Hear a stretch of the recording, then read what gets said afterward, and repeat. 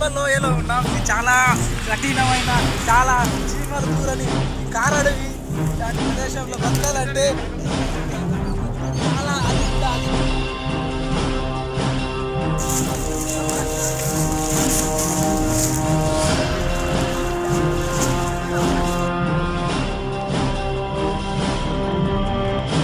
అదే అదే అదే అదే అది కఠినమైన విష కూరిన పెద్ద పెద్ద పాము, తాడు చెట్టు పాము. అతడే శాండీ. Hi Sandy. ఎక్కడికి పోయినావు శాండీ? నేను కొత్త జీవిని అన్వేషించుకుంటూ అలా అలా డీప్ ఫారెస్ట్లోకి వెళ్ళిపోయాను. ఆ తర్వాత నేను నా దారిని మర్చిపోయాను.